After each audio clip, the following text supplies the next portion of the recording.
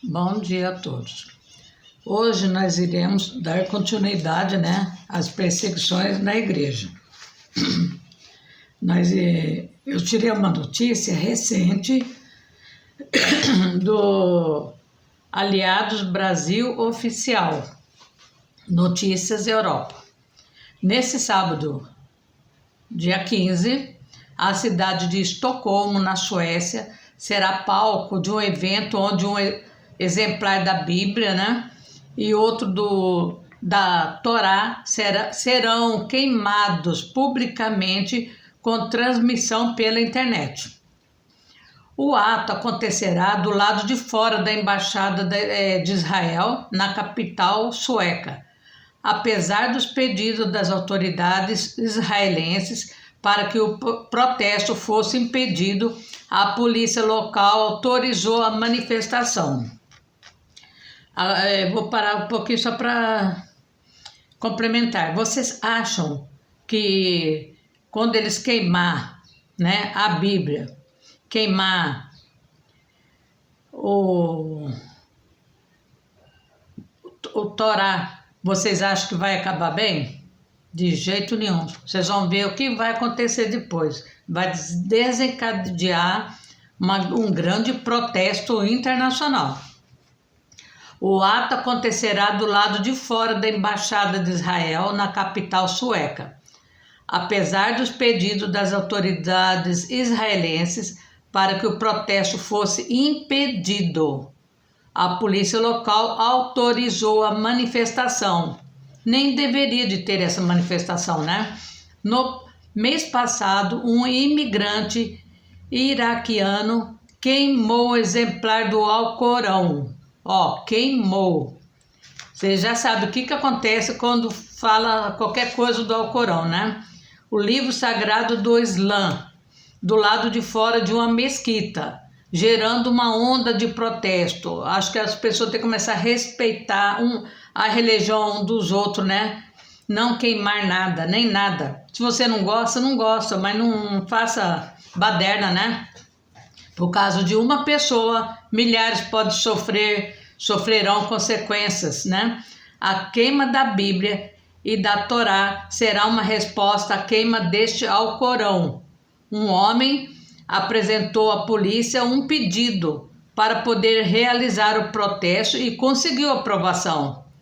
A polícia também não teve muito juízo, De acordo com a AP News, na Suécia, a polícia concede permissões com base na crença de que uma reunião pública pode ser realizada sem grandes interrupções ou risco de segurança pública. Eu acho que é o contrário, há muito risco, O que a autoridade israelense pensa disso? As autoridades israelenses condenam esse ato. O presidente de Israel, Isaac Herzog, emitiu um comunicado condenando tanto o ataque ao Alcorão quanto ao ato que será realizado hoje. O Conselho das Comunidades Judaicas Suecas criticou a polícia por autorizar o ato diante da história trágica que os judeus tiveram durante o Holocausto. Em fevereiro de 2021, a Assembleia Nacional Francesa aprovou o polêmico projeto de lei consolidando os princípios da República. O Senado fez o mesmo em abril. O projeto de lei reacendeu o debate de longa data na França sobre a aplicação do laïcité, o princípio da separação entre a sociedade civil e religiosa. Laïcité, quer dizer. O texto do projeto aumenta a pressão institucional sobre grupos religiosos. Isso aqui já é da França, viu, gente? Inicialmente, as emendas ao projeto tinham o objetivo de impedir que movimentos islâmicos se enraizassem na França. Mas muitas das emendas adotadas criaram uma estrutura mais rígida para a prática da religião, Aqui ainda fala assim que a França rebaixou a democracia em resposta ao Estado francês, deve enfrentar com urgência os efeitos discriminatórios e não democráticos de seus ataques à liberdade religiosa. Normalmente traduzido como secularismo, laïcité é um princípio jurídico que se refere à neutralidade. É um conjunto de leis, isso aqui, laïcité, viu, gente? Neutralidade confessional do Estado. Ela entrou em vigor com a lei de 1905 sobre a separação entre a Igreja e o Estado. Com efeito, o Estado francês exige e aplica neutralidade religiosa nos serviços públicos. E isso visa garantir a aplicação indiferenciada e igualitária da lei e a prestação de serviço público a todos os cidadãos, independente de suas raças. O termo também carrega uma dimensão filosófica e moral. A ideia republicana de laïcité contribui um poder emancipatório ao Estado. Ela deve limitar o domínio de grupos privados, como a família ou religião, garantindo a liberdade do indivíduo. A nível público, laïcité é um mecanismo institucional que protege o Estado e as organizações por ele apoiadas de interferência religiosa. Essas organizações incluem escolas, hospitais e prisões. O modelo francês do laïcité é diferente do modelo anglo-saxão de separação, que salvaguarda o pluralismo religioso por meio de proteção legal das minorias. Se um funcionário for vítima por suas crenças religiosas, por exemplo, seu empregador pode ser obrigado a implementar medidas para garantir a igualdade, especialmente no que diz respeito à prática religiosa. Ainda bem que eles ainda têm uma lei, né? É diferente daqueles que não possuem nada. O universalismo republicano concebe o povo como indivisível e proíbe qualquer distinção de raça, gênero ou religião nas políticas públicas. Embora louvável em teoria, torna a implementação de medidas direcionadas particularmente difícil na França. Da neutralidade do serviço público à neutralidade do espaço público, né? Aqui fala que por 20 anos as autoridades francesas usaram a noção da ordem pública para justificar leis que limitam as expressões de filiação religiosas em público. A neutralidade do serviço público e seus agentes mudou para se tornar a neutralidade do espaço público e seus usuários. Em primeiro lugar, a Lei de 15 de março de 2004 proibiu o uso de símbolos religiosos visíveis na escola pública. Então, a Lei de 11 de outubro de 2010, né, proibiu o uso de roupas que escondiam o rosto em público. Finalmente, a Lei do Trabalho de 8 de agosto de 2016 permitiu que os empregadores aplicassem neutralidade religiosa nos regulamentos internos de uma empresa. Limitar a expressão de crenças religiosas a um ambiente estritamente privado contradiz o propósito original da Lei 1905. Essa lei teve como objetivo criar um quadro para coexistência e tolerância religiosa, o que nós não estamos vendo ultimamente, né? É só ver o que nós já lemos anteriormente. Os debates atuais retratam a laïcité como um valor ou ainda uma lealdade civil que prevalece sobre as lealdades religiosas. Laïcité deve capacitar os cidadãos para se libertarem das influências comunitárias da dominação. Definida estritamente, a laïcité forçaria de fato todos os cidadãos a defender a uma identidade secular. Nós vamos agora, por fim, nós vamos falar depois do maior controle sobre a adoração muçulmana. Isso aqui nós vamos falar depois na última parte. Agora nós iremos ver um pouquinho aqui sobre o que acontece, né? Nós vamos ler só um pedacinho de Judas. Judas, né? Ele falava também: devemos defender firmemente a verdade cristã. Procure ter certeza de que você está evitando líderes e mestres que distorcem a Bíblia para servir a seus próprios interesses. O genuíno servo de Deus sempre segue o exemplo de Cristo em sua conduta e em suas palavras, né? Aqueles que não procuram conhecer a verdade da palavra de Deus estão sujeitos à apostasia. Os cristãos devem prevenir contra os falsos ensinamentos que desviam de verdade, né, das palavras de Deus. Então aqui a gente tem que tomar muito cuidado, né? A gente vê quantas perseguições, falsos profetas, né?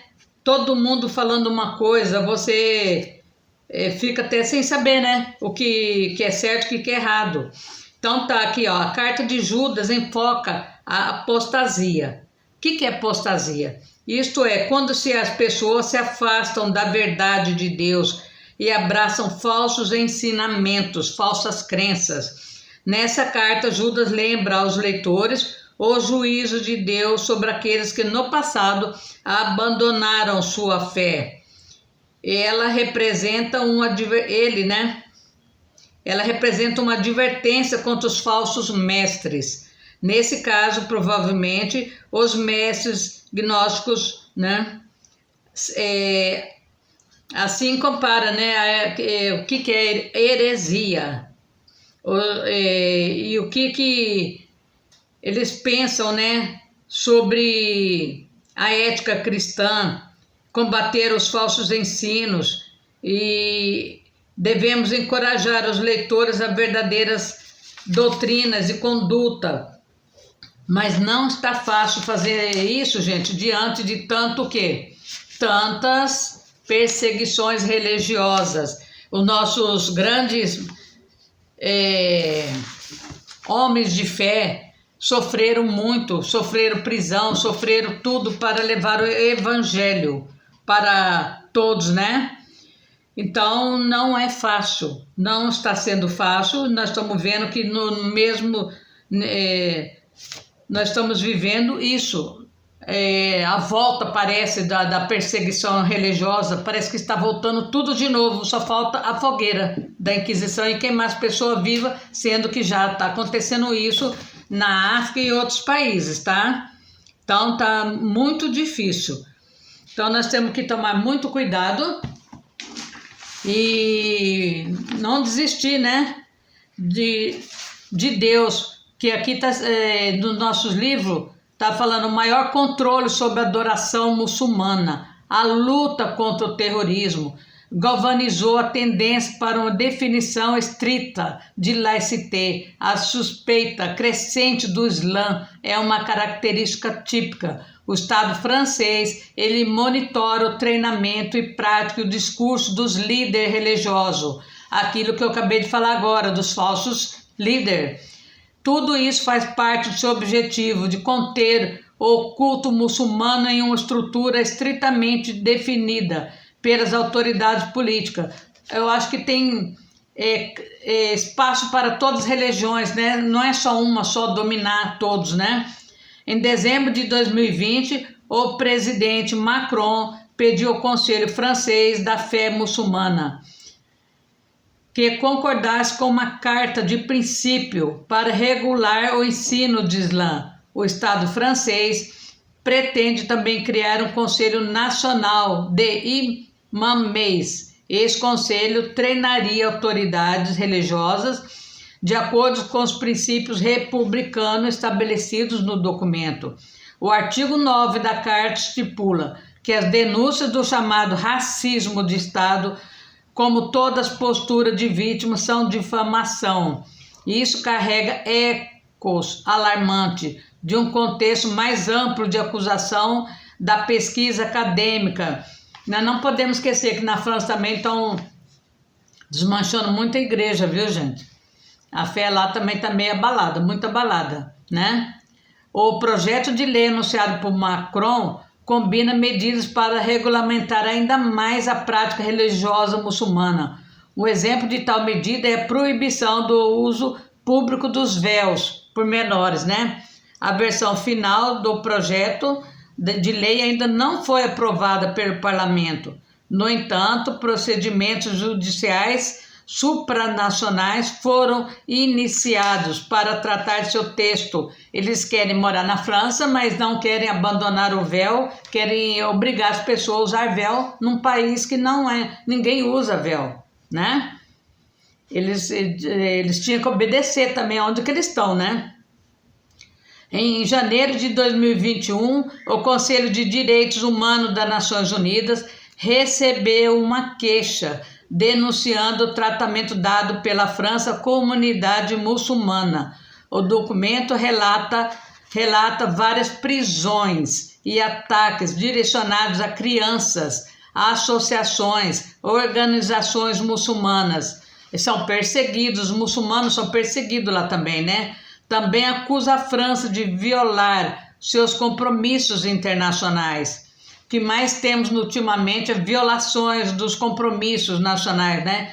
Internacionais. Em março de 2021, um grupo de diferentes apresentou uma petição à Comissão Europeia. Dessa vez, a petição denunciou a continuação da crescente estrutural islamofobia por parte do Estado francês. A denúncia coloca ênfase particular nos aspectos mensuráveis da legislação, né? Da legislação. Para terminar, para não ficar muito longo, o ponto crucial da atenção nesse debate é a neutralidade do Estado em relação a práticas religiosas. Pode ser uma regulamentação mais estrita da liberdade religiosa, reduzir a fidelidade às ideologias religiosas radicais, né? Mas ainda não sabemos. Em vez disso, é provável que essas leis quebrem o senso comum nacional de pertencimento das minorias. Gente, esse negócio de religião é uma guerra sem fim, né? Desde quando Cristo nasceu, morreu, nós temos enfrentado esse problema, né? Os formuladores de políticas não devem, portanto, se concentrar e se o princípio da neutralidade deve ser aplicado com uma concepção estrita de laïcité. Em vez disso, as autoridades francesas devem determinar urgentemente como salvaguardar a ordem pública, protegendo ao mesmo tempo os direitos fundamentais, né? Igualdade, fraternidade, é o que todo mundo deseja. Esse artigo foi escrito por Emmanuel Berthaud, Liberdade Religiosa sob ataque na França, do Café História, né? Que é muito interessante para a gente saber o que está acontecendo no mundo, né? Das religiões, o que está... E daí nós vamos dar continuidade ao nosso estudo. Aqui vocês viram o que está acontecendo sobre as liberdades, né, religiosas. Então nós vamos agora orar, pedir para Deus dar direcionamento para nós, tá? Essa semana nós estamos falando sobre as perseguições religiosas, tá? O que está acontecendo no mundo, nós temos que saber, né? É muito importante. Então vamos orar.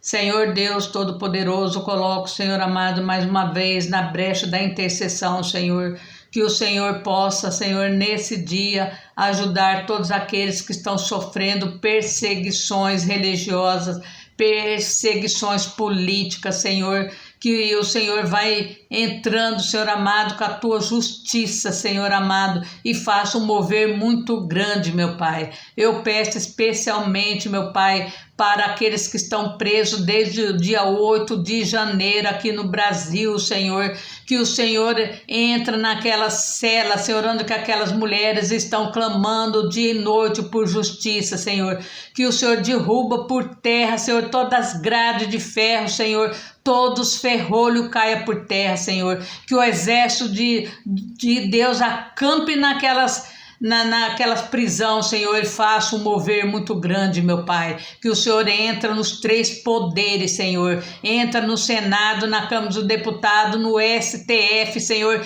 e mostra para todos que só o Senhor é Deus, que não existe outro além de Ti, Senhor. Peço que a justiça de Deus se faça, Senhor, que o Senhor derruba por terra toda a obra do inimigo, toda a emboscada, todo o império da mentira caia por terra. Vai abençoando aqueles que estão enfermos, estão desanimados, cansados, oprimidos, desempregados. Que o Senhor vai abençoando a todos no nome de Jesus. E aqueles que também estão presos por falar em seu nome, Senhor, perseguições religiosas, Senhor. Que o Senhor faça um grande mover, meu Pai. Abençoe todos do sul, Senhor, que sofreram agora, Senhor amado, mais uma com a ventania, Senhor amado, com o ciclone, Senhor, que o Senhor possa ajudar esse povo que sofre, Senhor. Eu peço a Ti, Senhor, que abençoe eles, Senhor, no nome de Jesus e no poder de Deus. Amém, amém, muito obrigado e até amanhã, se Deus quiser. Fique com Deus, tá?